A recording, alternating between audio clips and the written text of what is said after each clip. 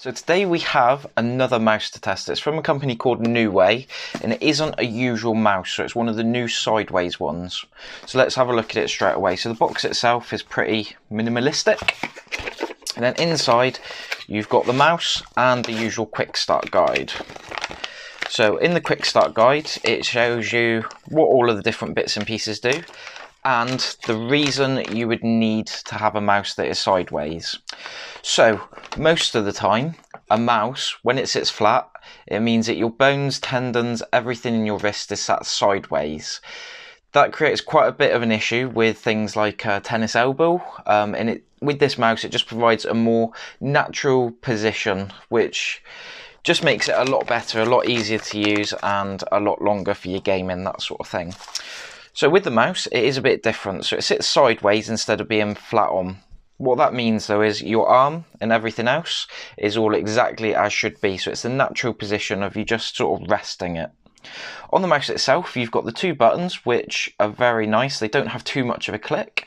And then you've also got your scroll wheel just in the middle here. You've also got your DPI setting as well. So with that, you can change it between 800, 1200, 2400 or 3200 for the top DPI setting. What that means is when you move it very slightly, it will be very quick on the top setting, or on the lower setting, when you move it, it will take a lot more to move it. All depends what you're looking at doing.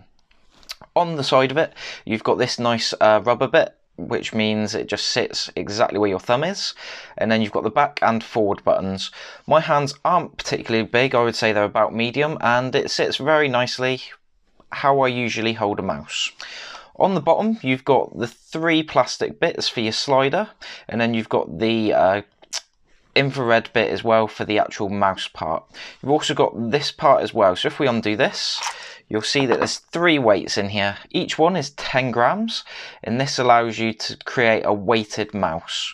You can either put as little or as much as you want in.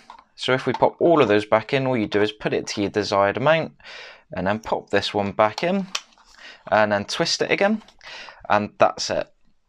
The cable itself is 1.5 meters long, so that means it should be fine anywhere.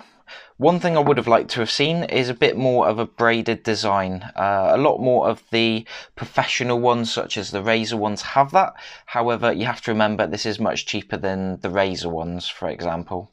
All in all, it's a fantastic mouse available on Amazon at the moment. Why not go ahead and give it a try?